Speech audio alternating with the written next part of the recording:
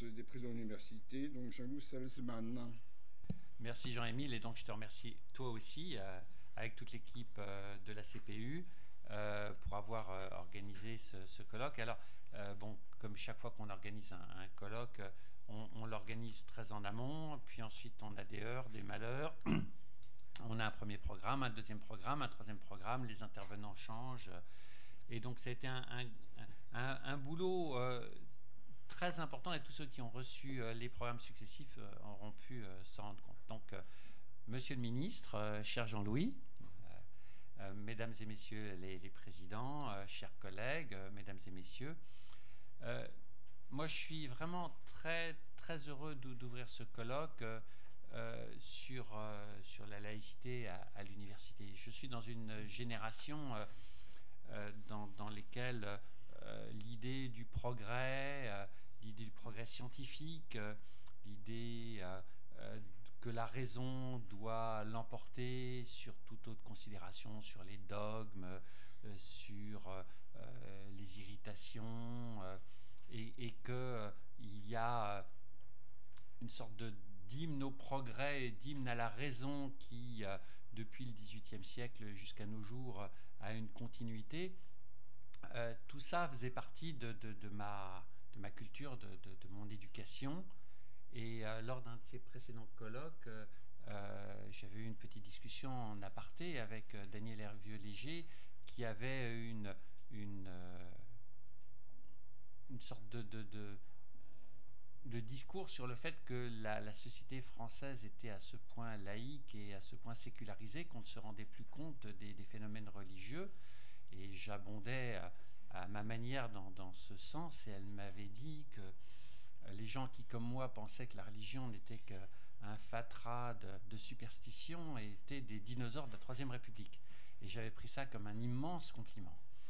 Et en effet, le choc que certaines personnes, comme moi, mais comme d'autres, ont reçu lors de l'irruption de la violence religieuse dans le débat public a été immense, et d'autant plus incompréhensible que pourtant un certain nombre de nos pays, et je pense à l'Irlande, y ont été confrontés pendant des années, et pourtant rien ne nous avait préparé à ça. En tout cas, je pense que rien ne nous avait préparé à ça. On aurait dû s'y préparer, je pense. Et donc, c'est vraiment un immense plaisir, un grand honneur d'ouvrir ce colloque sur deux sujets apparemment contradictoires, donc la religion et l'université, ou l'inverse, la laïcité. Et c'est pas vraiment l'inverse non plus, mais c'est un autre point de vue sur la laïcité et l'université.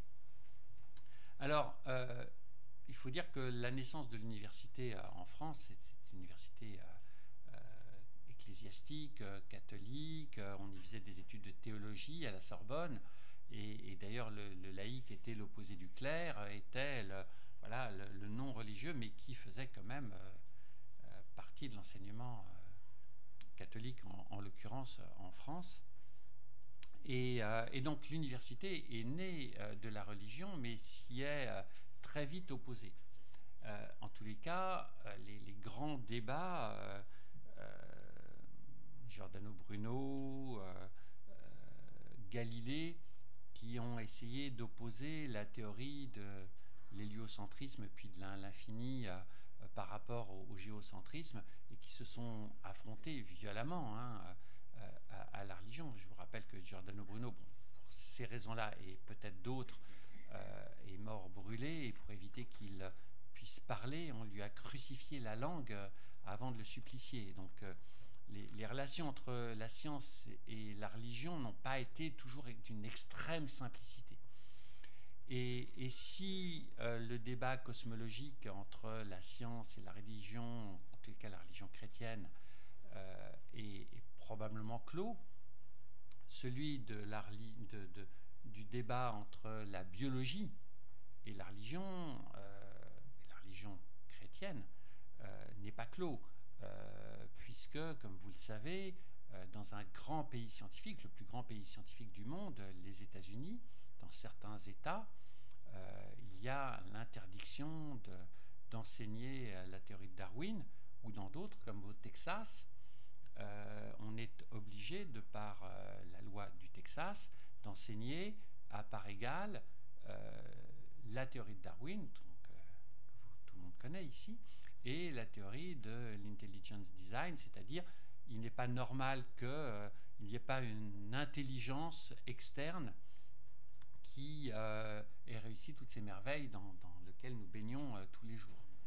À tel point, et c'est ma petite partie humoristique, mais vous allez voir qu'elle est un peu plus amère qu'elle n'est, qu'un étudiant de biologie du Texas avait écrit aux institutions chargées au sein du gouvernement du Texas de suivre l'université en disant que voilà, lui pensait que la vie était née sur Terre d'un plat de spaghettis volant avec des boules de viande, et qu'il pensait que c'était ça qui avait créé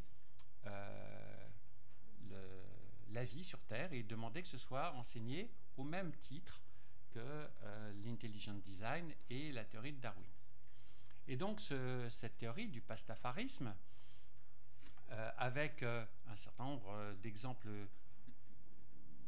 très très bien imagés, entre la diminution du nombre de pirates et l'augmentation de la température moyenne du globe, montrait qu'en effet c'était un vrai plat de spaghettis volant qui avait créé la vie sur Terre.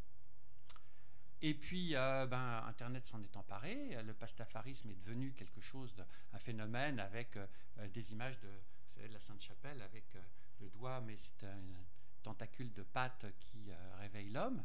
Vous verrez ça sur Internet, c'est assez rigolo. Et jusqu'au jour où le pastafarisme a vraiment pris une sorte de dimension presque ésotérique, et qu'on a appris qu'en Australie, le pastafarisme avait été reconnu comme religion, et un premier mariage avait été célébré sous les ors du pastafarisme. Voilà, donc vous voyez que les choses les plus légères et les plus amusantes quand on parle de la religion finissent toujours par avoir quelque chose d'un petit peu plus compliqué. Alors les États-Unis, c'est quand même un pays formidable, donc de science, de technologie, mais c'est quand même un pays qui a été créé par des gens qui fuyaient les persécutions religieuses, et qui a été créé un fusil dans une main et la Bible dans l'autre. Et quand on voit, pour remettre un petit peu de recul par rapport au débat politique en France, quand on voit le débat politique jusqu'à l'arrivée de Trump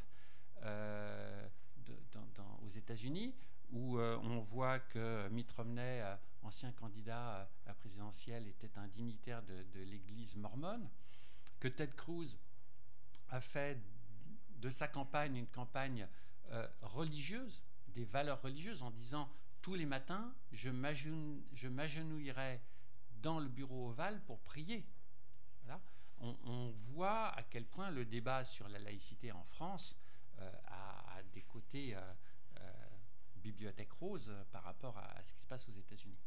Donc science, religion, université sont des choses qui sont bien plus complexes que l'on peut penser, en tous les cas du premier point de vue que l'on voit. Alors en France,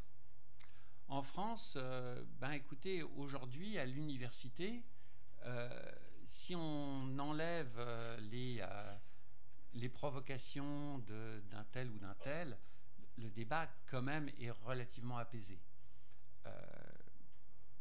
La notion de liberté de conscience, la notion de libre discussion, de confrontation des idées, est quand même quelque chose de suffisamment ancré pour que l'on puisse être raisonnablement optimiste sur le fait que les libertés académiques seront protégées dans notre pays par la Constitution, bien entendu, par les traités internationaux et par les pratiques des uns et des autres. Et toutes les provocations que l'on a vues ces temps-ci se sont toutes terminées un peu en queue de poisson, en eau de boudin, suivant la religion que l'on a. Et donc, je pense que ouvrir ce colloque, le défi pour l'université et son combat pour les valeurs de la République, aujourd'hui, s'annonce plutôt sous des auspices assez favorables. Et je voulais juste citer une phrase pour terminer du pape François dans son interview à Journal La Croix, parce qu'il faut quand même citer les bons auteurs. Il a dit « Les États doivent être laïques, les États confessionnels finissent en général très mal. » Et je trouve que de la part d'un pape, dire des choses comme ça montre que, en tous les cas, en ce qui concerne la religion catholique, elle a fait